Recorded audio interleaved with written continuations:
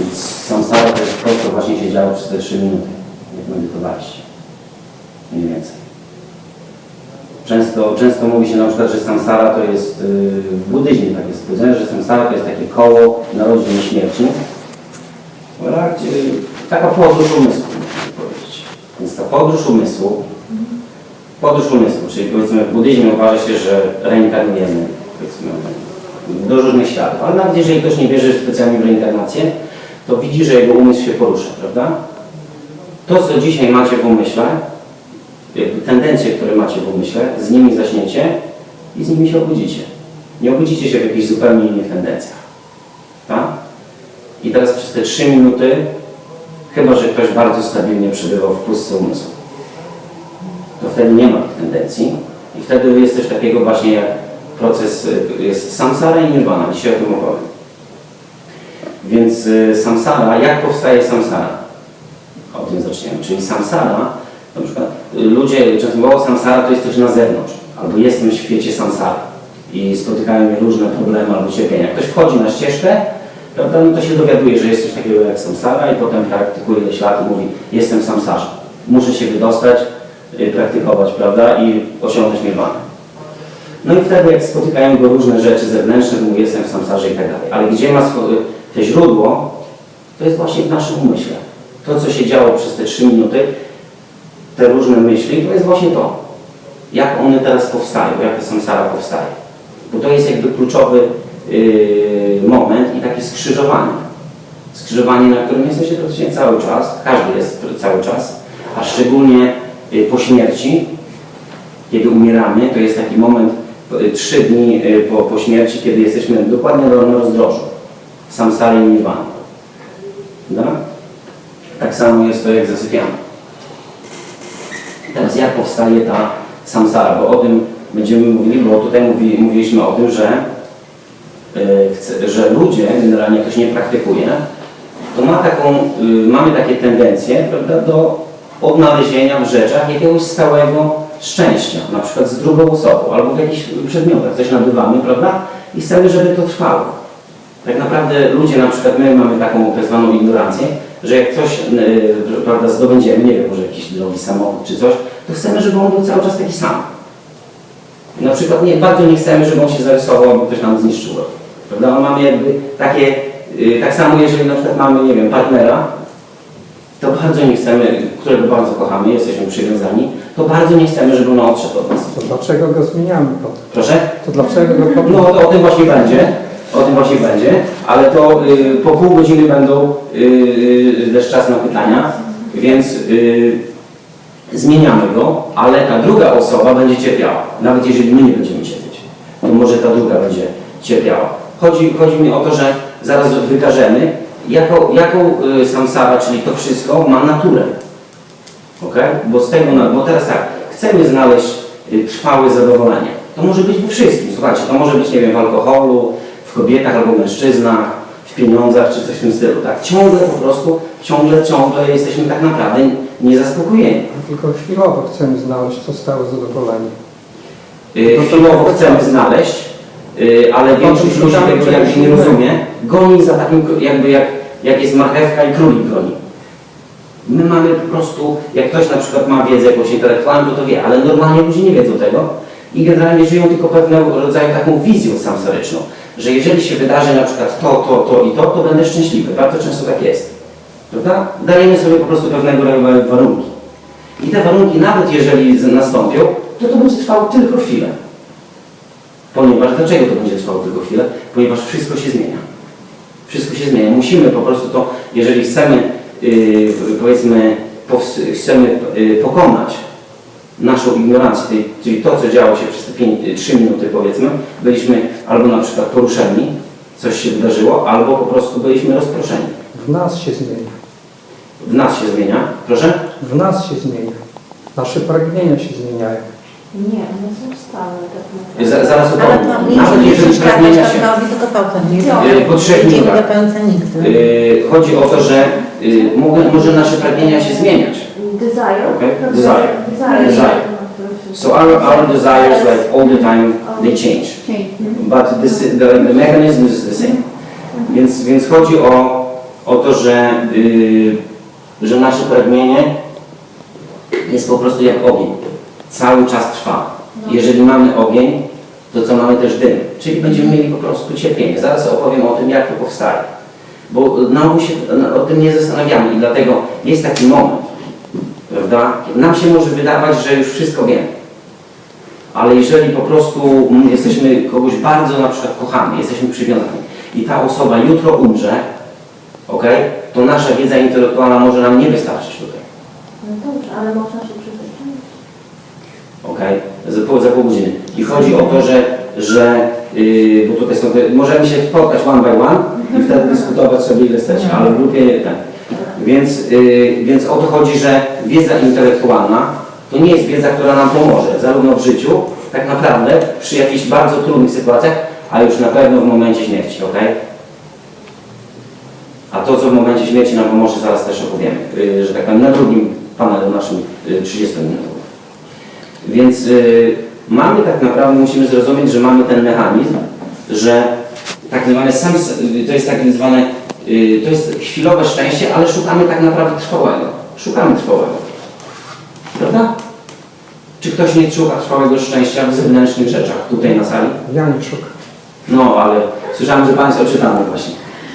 Pan już nie szuka, ale wiele osób nadal szuka też i mówię tak ogólnie. I teraz jeżeli ktoś nie szuka w zewnętrznych, tak, to już jest duży sukces. Bo to jest ten pierwszy jakby krok. Jeżeli naprawdę nie będziemy tego szukać w zewnętrznych rzeczach, to mamy szansę po prostu zrealizować pustkę umysłu, naturę umysłu. Bo co będzie antidotum? Bo teraz zobaczcie, na przykład ja szukam powiedzmy szczęścia w zewnętrznych rzeczach, prawda? Szukam ich, ale jako człowiek normalnie powiedzmy, tak? Chcę na przykład, no nie wiem, mam osoby bliskie obok siebie, prawda, kocham je, dają mi szczęście, prawda? Mam jakieś przedmioty czy coś. Ale jako normalny człowiek posiadam ignorancję i nie rozumiem, że to jest nietrwałe. Może się coś stać, może się coś nie stać, prawda? Ale na pewno przyjdzie ten moment rozłąki. Przyjdzie. Albo oni, albo ja. To nie ma, to jest po prostu na pewno. Albo oni, albo ja.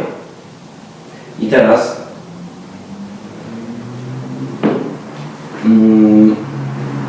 co chciałem powiedzieć wam?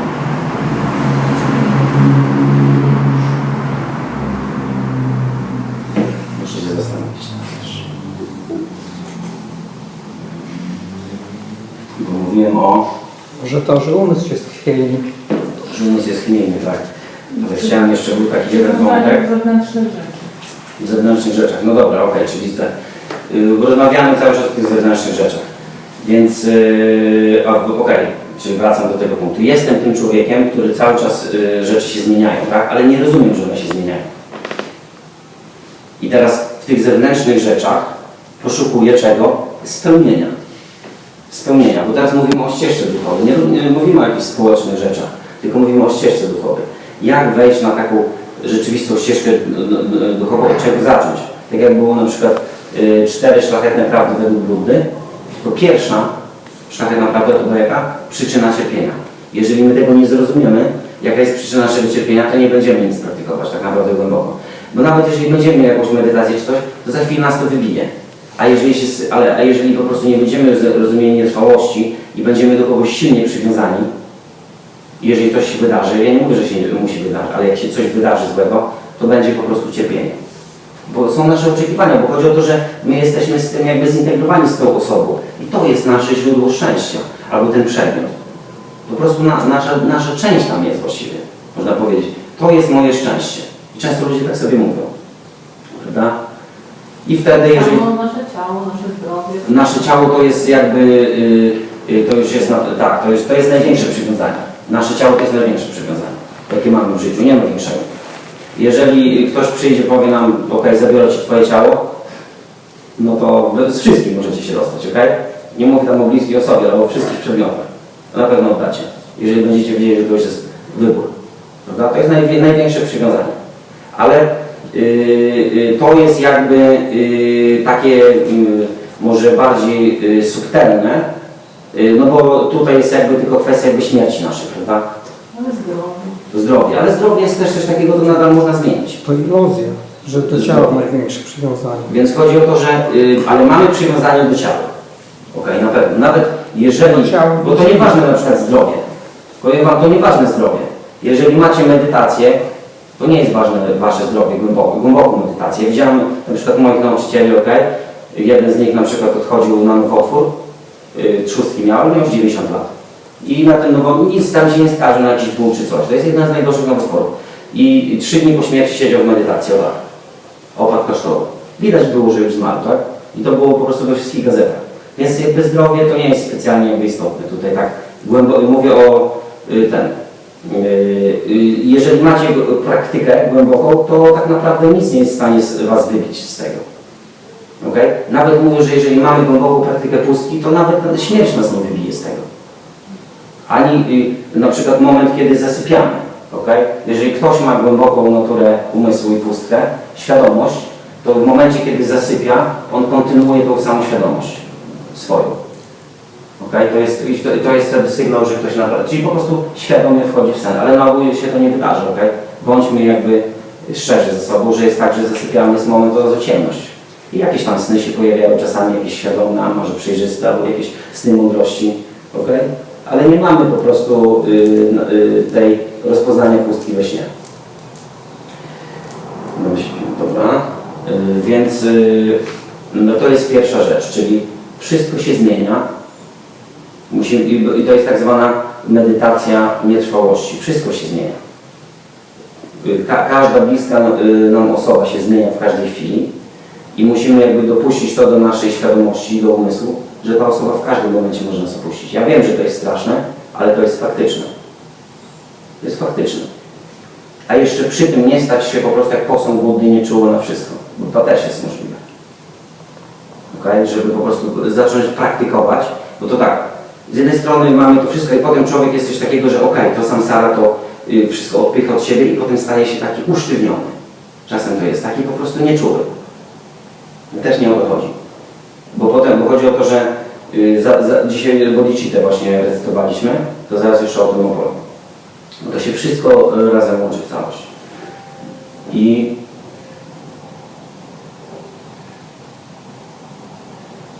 Więc pierwszą rzeczą, jaką jest, to jest natura samsary. Okay? I samsara to jest co? Czyli mamy te osoby, mamy te przedmioty i jest taki, po tybetańsku to się nazywa dzymba, czyli chwytamy te przedmioty. Po prostu naszą percepcją. I wtedy mówimy moje. Albo nie moje. Moje albo nie moje. No one budą.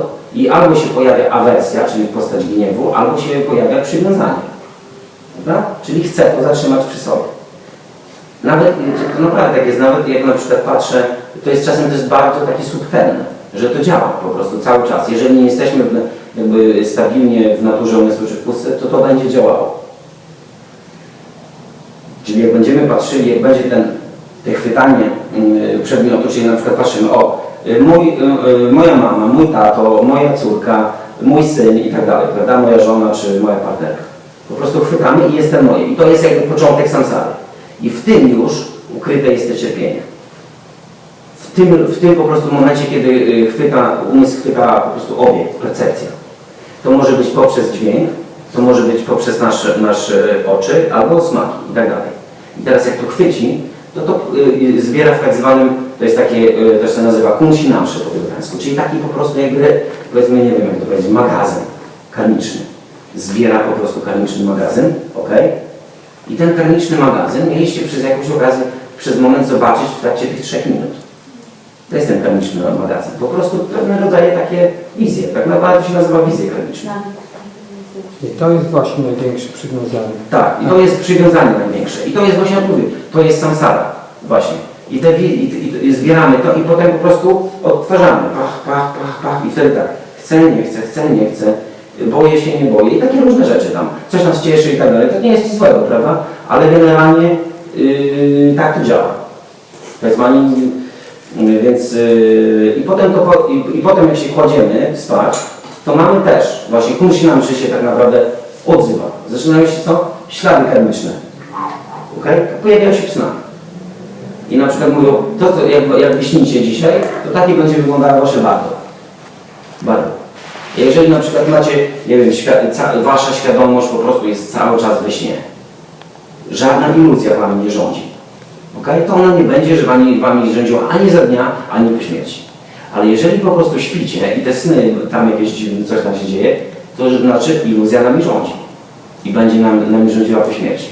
Dlatego się mówi, mamy generalnie jakby taki wpływ na to, gdzie się odrodzimy, jak to, co nam się przyśni tej nocy, dzisiaj. Taki wpływ mamy, czyli mały, nie? Na dzisiaj. Bez iluzji jest nudno. Bez iluzji jest oczywiście, myślę, że jest bardzo ciekawie, ale jest inaczej. I zaraz też o tym opowiem. Jest po prostu inaczej. Jaka jest samsara, jaka jest na przykład samsara i nirvana, różnica. To jest tylko po prostu inna jakość. Inna jakość. Jedno i drugie nie ma końca, tak samo nirvana też. Po prostu jak mówisz, że na samsarę nie można wskazać ani początku, ani końca tej samsary. I tak samo jak ktoś na przykład nirvana osiąga, też ani początku, ani końca nie można wskazać. Tylko inne jakości. Samsara po prostu to są jakości takich jakby cierpień. Nie jakby, ale na pewno. Cierpień. Czyli jest te ja, które nam się wydaje iluzoryczne i cierpimy. I wtedy po prostu pożądamy różnych rzeczy, nie chcemy różnych rzeczy, wyrzucić się. A nirvana jest jakby stanem wolnym od cierpienia. To są po prostu tylko inne stany tego samego umysłu tak naprawdę. To jest ten sam umysł, wasz umysł. Tylko on po prostu inaczej się, jakby to powiedzieć, manifestuje. Sorry, że tak patrzę, ale ja mam tendencję do gadania i muszę pilnować czasu. Więc tak właśnie to powstaje. Tak powstaje samsara. I wtedy jak chwytamy te przedmioty, te osoby, to mamy po prostu takie, jakby to powiedzieć też, to mówią, samsaryczne odczucia. Samsaryczne odczucia. Prawda? Czasem na przykład mogą być samsaryczne odczucia, o, jakieś fajne dźwięki słyszę. Prawda? Słyszę fajne dźwięki, no tam tego. Albo na przykład jedzenie. Albo coś ładnego. Na przykład ludzie, o, chcę coś ładnego zobaczyć. No to co, może wsiądę w samochód i polecę gdzieś, nie? Jedną rzecz oglądam, drugą rzecz, trzecią, czwartą, piątą i tak dalej. Prawda? I całe życie na przykład takie jest. Że oglądam po prostu różne rzeczy, wizje. Tak zwane karmiczne. To są karmiczne wizje tak naprawdę. Oglądam i tyle. I to po prostu cieszy percepcję. Cieszy moją percepcję. Zbieram po prostu te kunścinamsze i tyle. Czyli zbieram po prostu ślady. I one się potem zamanifestują gdzieś, wiecie. I jedni na przykład, i teraz mogą być różnego rodzaju ślady, tak? Mogą być negatywne ślady, czyli na przykład ktoś ukradnie, albo zabije, albo na przykład będzie dumny, albo no różne rzeczy, bo wiecie, mamy te 5 trucizn, tak? Często o tym mówię. Więc jak pojawia się te chwytanie, to w tym jest zawarte 5 trucizn umysłu. Gniew, przywiązanie, ignorancja, zazdrość i duma. Okay? Duma. Te 5. Czyli patrzę coś i po prostu i coś mi się wydaje. Po prostu, że... Pride. Czyli generalnie jakby gniew, no to wiadomo, nie chcę czegoś, to jest coś takiego, że mi się nie podoba. Pożądanie to jest, że chcę. Ta ignorancja to jest coś takiego, że jakby jest niezrozumienie i boję się. Trzecie to jest zazdrość. Zazdrość to jest coś takiego, że patrzymy na przykład na coś, najczęściej to jest coś takiego, że wydaje mi się, to wszystko jest jakby zbudzenie, wydaje mi się, że ktoś jest lepszy ode mnie. Albo ktoś ma coś lepszego niż ja. Albo jakieś przedmioty, albo jakieś coś we mnie. A duma to jest taka iluzja, okay, że wydaje nam się, że ja jestem lepszy, a ktoś jest gorszy. To może być różne, nie muszę być tego przedmiotu, tylko na przykład wiedza intelektualna. Na przykład myślę, ja wiem na przykład lepiej niż ktoś. I wtedy pojawia się duma. Okay? Duma się pojawia. I wtedy co? I każdy, na przykład zazdrość, no to wiadomo, nie? Każde to cierpienie jest, jakby jedno jest silne, gniew to jest silne cierpienie, prawda? To jest bardzo nieprzyjemne. Przywiązanie to jest cierpienie, ale ono jest najtrudniej do pokonania, tak naprawdę, ok? Bo ono jest przyjemne. Ono jest przyjemne. To mogło być, nie wiem, jedzenie, seks, coś fajnego do oglądania, coś do dotykania, no nie wiem, coś takiego fajnego. Po prostu ciężko nam to z tego zrezygnować najtrudniej. Ignorancja jest też nieprzyjemna, bo to po prostu jest na ogół strach albo niepewność czy coś. Zazdrość też, na pewno doświadczyliśmy tego, nieprzyjemne w ciele uczucie. Duma jest subtelna, ale na ogół sprawia cierpienie innym. Okay? Duma, mówi się w naukach, duma jest jakby powodem też do wojny. W naukach jest napisane, że duma to jest po prostu przyczyna wojen. Czyli jestem lepszy od kogoś i zaczynam po prostu walczyć z tą osobą. I wtedy te projektujemy na przedmioty. Z tych 5 trucizn odchodzi jeszcze ileś gałęzi. Mówię, że człowiek może 84 000 różnych tak zwanych lunków w swoim ciele doświadczyć, czyli tak naprawdę 84 000 różnych wariacji trucizn, to sporo, których my generalnie też nie potrafimy do końca nazwać, więc chwytamy przedmiot, opisujemy go i trzymamy już w umyśle. Ok? I potem on się po prostu odbija w medytacji. Znaczy w medytacji w ogóle nam się, jeżeli na przykład ktoś nie medytuje, zamkniemy go gdzieś w pomieszczeniu prawie na 3 czy 5 dni, tylko z jego umysłem. Zabierzemy mu książkę, telefony, ludzi i tak dalej i mówię, siedź tu 5 dni, albo 10 dni, albo ileś tam. No to wtedy dopiero będzie się działo, prawda? Dostanie tylko tak, no po prostu totalnie nie będzie wiedział, co zrobić z tym. I wszystkie te po prostu ślady karmiczne, które ma, wybuchną po prostu w głowie, tak? Mówiąc prosto. I to jest samsara, no. To jest po prostu samsara. I teraz nie wiem, czy wszyscy, czy ja nie wiem, w miarę tak klarownie to opisałem, jak to powstaje, czy ktoś ma jakieś pytania? Bardzo. Ja mam pytanie Proszę bardzo. o niedogodności. Tak? To związek może być z gniewem, ale niekoniecznie. Może być łagodniejszy przejaw gniewu w formie niezadowolenia. Ale związek z drugą osobą? Nie, w ogóle jak doświadczamy jakiegoś niezadowolenia, Tak. powiedzmy, wyjdziemy bez ubrania i odczuwamy mróz i możemy, wręcz mamy świadomość, że zaraz zamarzniemy gdzieś, Tak. gdzie jest wysoko w górach, prawda? Albo upał nieznośny, czy innego rodzaju niedogodności. Ktoś nas na przykład bije i nas to boli, prawda? To naturalna potrzeba ucieczki, czyli mamy wręcz wprogramowane pewne takie reakcje, że nawet jesteśmy nieświadomi czasami, co dla nas będzie niedogodnością, póki się z tym nie zetkniemy, prawda? Ale to tak gdzieś tam jest nawet już nasze ciało w sposób, w jaki jest zbudowane, to jest narażone na pewnego rodzaju niedogodności. Tak jest. I to są generalnie, bo teraz tak, ta dzymba, tak, czyli te chwytania, to jest początek karmy, karmy, okay? A to, jakie my mamy ciało, to jest karmiczne ciało. Karmiczne ciało. Ono wynika tylko wyłącznie z tego chwytania, według nauk. Na przykład jeden z moich nauczycieli robił takie odosobnienie w ciemności w Himalajach. 2 tygodnie. Okay? 2 tygodnie. Po prostu w środku zimy, gdzie jest 40 czy 50 stopni mrozu, plunął tak, plunie się, to spada lód. No. Okay? To takie temperatury. Więc on po 2 tygodniach siedzenia w ciemności i takiej głębokiej medytacji, ja go pytam, jakie było doświadczenie wtedy. On ma teraz 70 lat. On mówi tak, wyszedłem i słońce było ciemne. W ogóle nie czułem temperatury. W ogóle. A byłem w krótkich takich jakby szatach misich. Przez 2 tygodnie, przez ileś tam, nie wiem, 10 dni czy kolejne 2 tygodnie, po prostu tak głęboko medytował w tej naturze umysłu i w ciemności, że jest takie uwolnienie percepcji.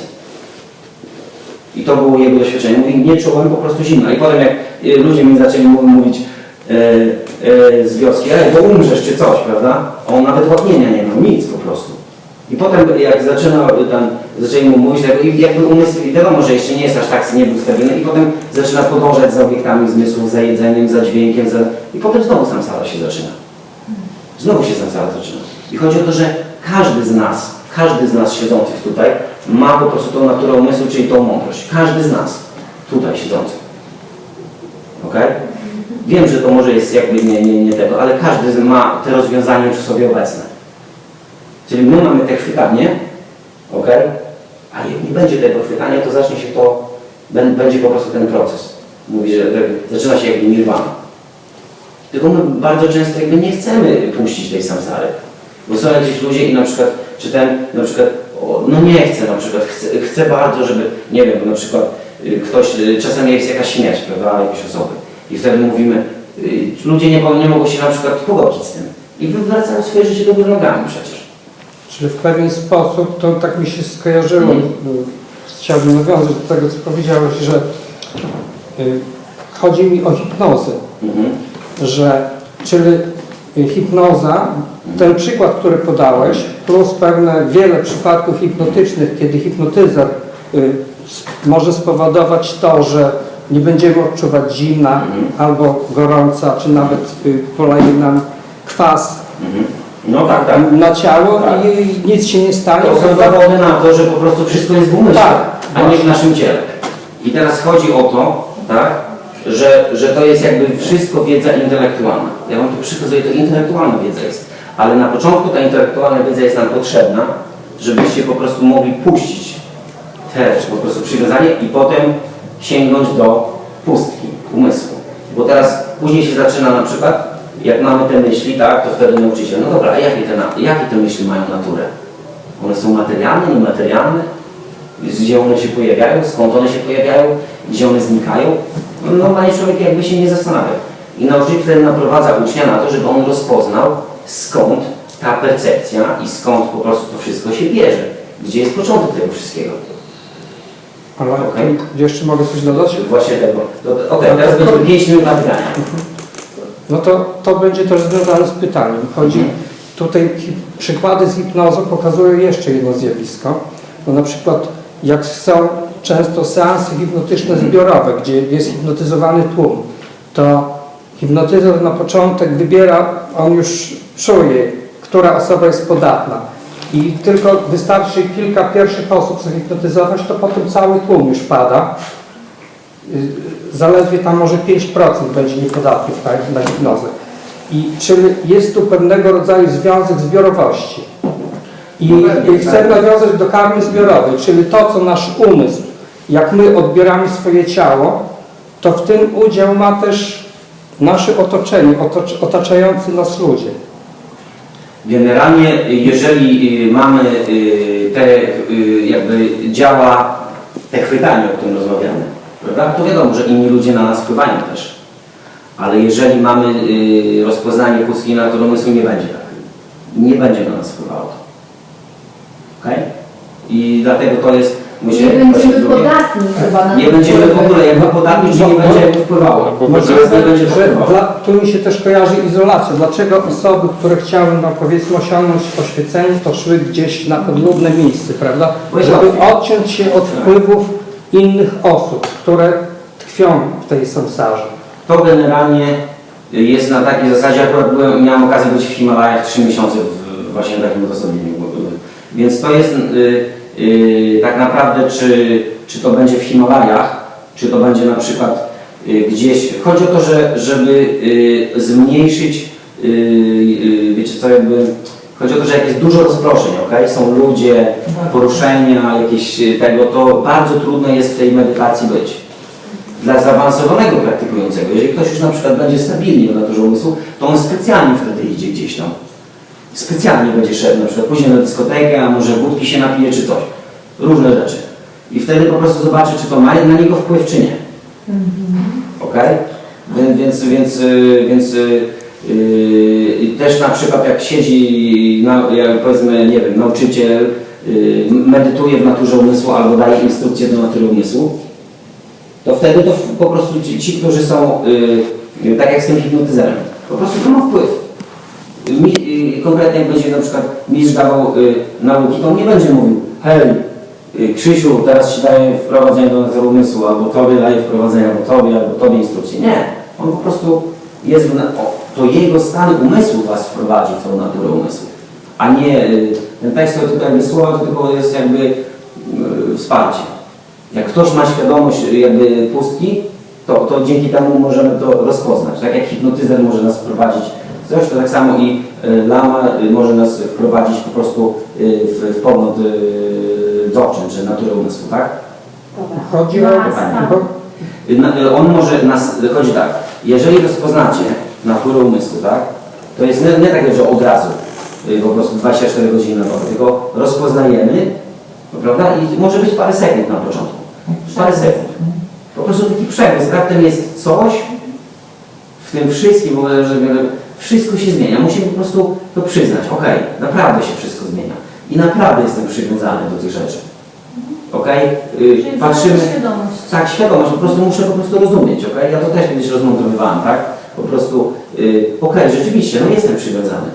Nie mogę zaprzeczyć, że nie jestem, bo jeżeli będę mówił, no dobra, Bo to wcześniej powiedziałeś, że jak ktoś osiąga nirwanę, Aha. to tak naprawdę nie ma początku, kiedy ona powstała, ani końca. z jego perspektywy tak jest, Z tak? tego był prosty wniosek, że tak naprawdę ta nirwana jest cały czas w każdym z nas, tylko że nas w niej nie ma. My mamy jakby tą nirwanę, tylko my mówimy tak, że jakby natura umysłu, okej? Natura umysłu. Ona po prostu jest jak przestrzeń. Przestrzeń, po prostu taka jakby samoświadoma przestrzeń. My, to jest po prostu coś, to jest najgłębsza część nas. I my tego nie rozpoznajemy i dlatego ta przestrzeń jest podstawą do tego, że manifestuje się po prostu samsara, manifestuje się cierpienie, manifestuje się te chwytania, wszystko się manifestuje, reinkarnacja, starzenie, ciepło, zimno, śmierć, narodziny, wszystkie te rzeczy. A jeżeli po prostu mamy tą naturę umysłu i rozpoznajemy ją, to ta sama natura umysłu staje się podstawą do nirwany i wtedy ta natura umysłu manifestuje tak zwane po prostu mądrości, nieskończone mądrości. Manifestuje tak zwaną bodhicittę też, ostateczną, czyli współczucie, cały czas aktywne współczucie. Mądrość, mądrość i współczucie, przejrzystość, takie rzeczy. Po prostu ta sama natura umysłu, bo ona sama w sobie nie ma żadnych charakterystyk. Tylko my ją rozpoznajemy i wtedy ona po prostu co innego manifestuje. Ale teraz ona manifestuje po prostu cierpienie i z niej się pojawia. I po prostu to wszystko, bo my jej nie widzimy. Cały czas patrzymy jakby na zewnątrz. Cały czas po prostu na zewnątrz. Albo na nasze jakoś tam, albo na naszą wiedzę intelektualną. Patrzymy, coś tam po prostu, przeczytam coś na tego i potem po prostu cały czas jakby patrzę na to i tak dalej. To nie jest jakby ścieżka do świecenia, tak? Znaczy to jest jakby potrzebne na pewnym etapie, ale potem po prostu trzeba to zostawić. Ale jaka jest różnica między człowiekiem, między podobnością do człowieka, Jeszcze raz? między człowiekiem, tak, a pragnieniem? Znaczy, czy to jest to samo przywiązanie człowiek-pragnienia? Wiesz co, generalnie jest coś takiego, że my jesteśmy teraz w świecie, bo są, w buddyzmie mówi się o trzech tak zwanych odrodzeniach, w trzech światach, czyli pożądania, formy i bezformnej. Okay? W świecie formy i bez formy. I my jesteśmy w świecie pożądania, okay? W świecie pożądania. Te dwa wyższe to są takie światy bogów, bardzo wysokie. Bardzo długie życie i bardzo duża mądrość. A my jesteśmy po prostu w świecie ludzkim gdzieś tak pomiędzy, nie? Ani nie jesteśmy jakby, nie jesteśmy powiedzmy bogami. Nasze ciało jest bardzo podatne, prawda, zachoruje, czy jakieś właśnie zimno, ciepło, głód, prawda, cały czas musi dbać o to ciało. Ale zwierzętami też nie jesteśmy, prawda? No i jest to jeszcze inne światy, jakby tak zwane po prostu piekła i światy młodych duchów, które są jeszcze większe cierpienie. My jesteśmy gdzieś pomiędzy. I odpowiadając na Twoje pytanie, to my po prostu pożądanie to jest nasza jakby istota. Okay? My żyjemy po prostu ciągłym szukaniem tak naprawdę. Nasze życie to jest po prostu szukanie, no, nasze ludzkie życie. Po prostu, zobaczcie, cały czas jeżdżą samochodami, tu idą. Co oni robią? Szukają po prostu czegoś, tak? Czegoś szukają, albo coś do jedzenia, albo do jakiejś osoby, albo jakiegoś przedmiotu, albo coś po prostu ciągle szukają, tak? Więc to są po prostu nieskończone poszukiwania. Rozmawiamy po prostu o tym i ta próba stałego zadowolenia. Okay? I to jest po prostu, musisz zobaczyć, że to jest jakby w sprzeczności ze sobą. Ale to doraźna istota nasza. Proszę? To tylko doraźna istota. Prawdziwa istota to nirwana. Tak, to jest prawdziwa, to prawda, że to jest prawdziwa, że to mówią iluzja. To jest iluzja. I teraz, no dobra, i teraz opowiem właśnie o iluzji. Mamy ten, czyli ten. Okej, wiemy, że już powstaje jakby iluzja. I teraz mówiliśmy co o tym, ja napisałem, a drugi temat, przepraszam, przeczytam. Drugie to jest tak. Przejście ze światowego schronienia na schronienie na ścieżce tantry. Lama i Kandra. Ok? Dobra. Czyli światowe schronienie. Światowe schronienie, to wcześniej trochę partycypowaliśmy, mówiliśmy.